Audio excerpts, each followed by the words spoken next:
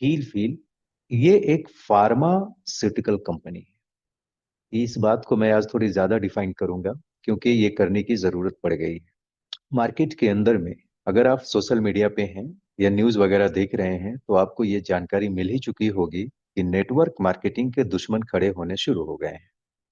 कई सारे लोग नहीं चाहते हैं कि नेटवर्क मार्केटिंग नाम का कोई चीज मार्केट में रहे। बहुत सारे दुश्मन हैं और बड़े बड़े दुश्मन हैं क्योंकि इंडिया के अंदर में नेटवर्क मार्केटिंग के लिए कोई फेडरेशन अभी भी मुकम्मल तौर पे नहीं बना है। वो रेगुलेटरी बॉडी नहीं बना है। जैसे भारतीय रिजर्व बैंक जितने भी बैंकिंग है भारत के अंदर उनको मॉनिटर करने के लिए रेगुलेट करने के लिए रिजर्व बैंक ऑफ इंडिया है। सेम इसी तरह से इंश्योरेंस फील्ड की अगर बात करें तो उसका भी रेगुलेटरी है, आईआरडी है। ओके। उसी तरह से बहुत सारे ऐसे फील्ड हैं जिसके रेगुलेटरीज हमारे देश के अंदर हैं बट नेटवर्क मार्केटिंग का रेगुलेटरी नहीं है, जिसकी वजह से कोई भी आदमी नेटवर्क मार्केटिंग पे उंगली उठा देता है। इसी बात का आभास मुझे हुआ था 2022 में। 2022 में जब मुझे लगा था कि नेटवर्क मार्केटिंग के दुश्मन फ्यूचर में बन सकते हैं, इसलिए हमने हील फील को फार्मास्यूटिकल कंपनी बनाया।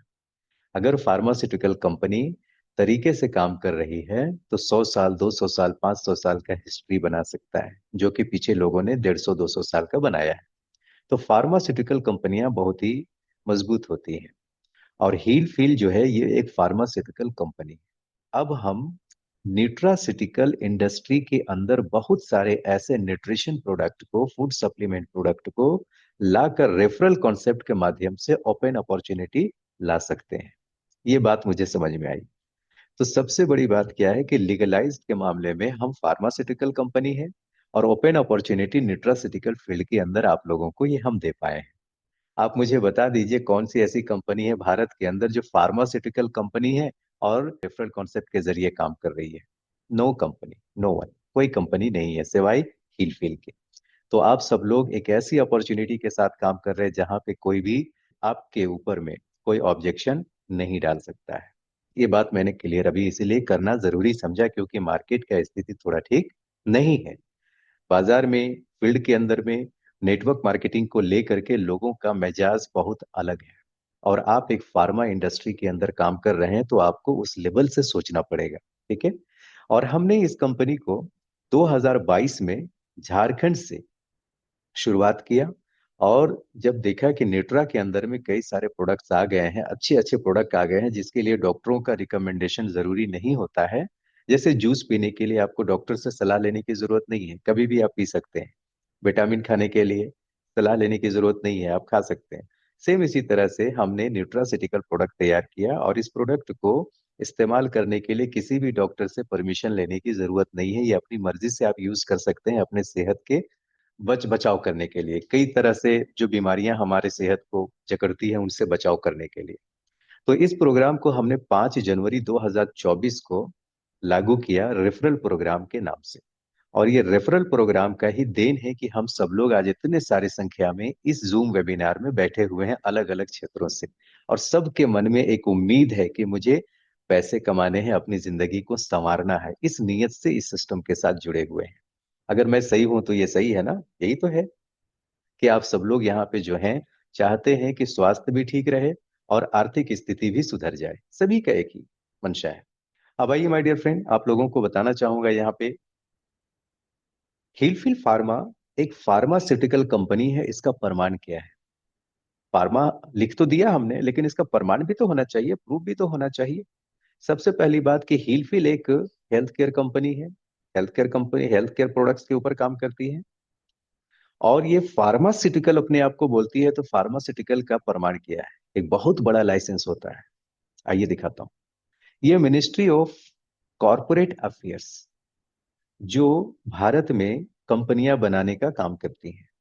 कोई भी व्यक्ति चाह ले, आप भी अगर चाह लेंगे कोई भी XYZ कंपनी बनाना तो ये MCA बना के आपको दे देगा। ये उतना ज्यादा कॉम्प्लिकेटेड सर्टिफिकेट नहीं है, कोई भी बना सकता है।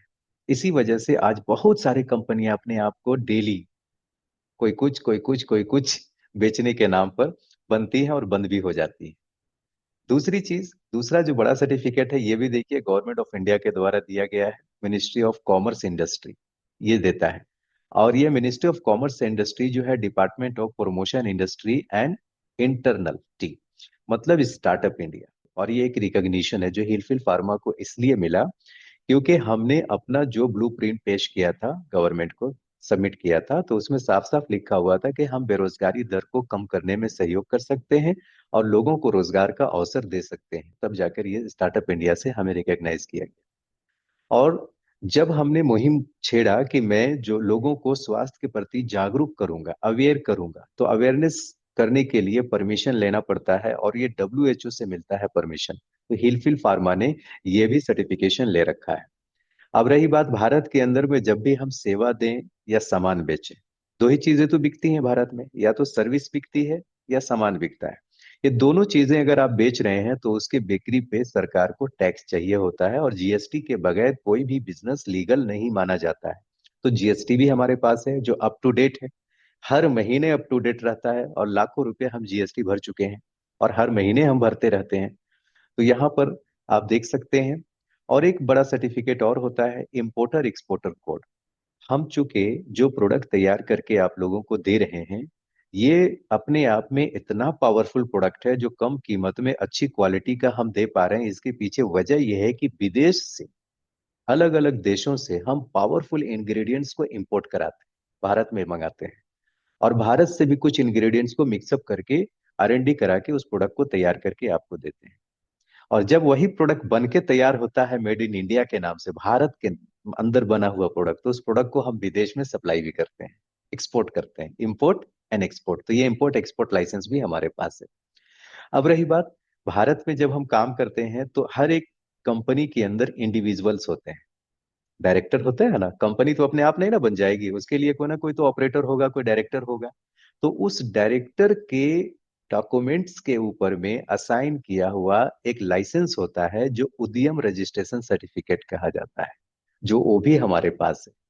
और सबसे बड़ी बात कि जब हम कह रहे हैं कि हम फार्मास्यूटिकल कंपनी है, तो फार्मास्यूटिकल कंपनी का प्रमाण क्या होता है?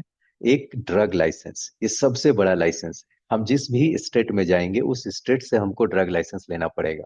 भारत के अंदर हम झारखंड से बिलोंग करते हैं, झारखंड की कंपनी है, तो झारखंड सरकार ने हमें यह लाइसेंस दिया है, ड्रग लाइसेंस, जो आप देख सकते हैं। और ये बहुत बड़ा लाइसेंस है। और रही बात एफएसएसआई, ये एफएसएसआई इतना बड़ा प्रमाण है, इतना बड़ा सर्टिफिकेट है कि इसके बगैर कोई भी सप्लीमेंट, कोई भी फूड सप्लीमेंट या न्यूट्रासिटिकल को हम बिक्री नहीं कर सकते हैं। हर खाने पीने की चीज पे एफएसएसआई का लोगो होना जरूरी होता है। एफएसएसआई का इतना पावर है कि ये किसी भी बड़े से बड़े होटल को बंद कर सकती है। खाने पीने की चीजें होती है ना वहां पे, अगर इसको लगा शक, ये बड़ी से बड़ी कंपनियों के प्रोडक्ट को बैन कर सकती है, और कर चुकी है पहले भी। और यही एफएसएसआई है जो हमें परमिशन भी दी। और ये प्रोडक्ट जब बाजार में गया तो आप लोग खुद इसके टेस्टिमनी है कि ये प्रोडक्ट कितना रिजल्ट दे रहा है ना। तो ये सारी चीजें, ये सारे डॉक्यूमेंटेशन हमने मजबूती के साथ पहले तैयार किया, ताकि फ्यूचर में कोई भी आंधी आए, कोई भी परेशानी आए, तो ये डॉक्यूमेंट ही है जो हमें प्रोटेक्ट करेगा, और हमारे टीम को प्रोटेक्ट करेगा, हमारे डिस्ट्रीब्यूटर को प्रोटेक्ट करेगा। तो आप काफी मजबूती के साथ काम करने जा रहे हैं।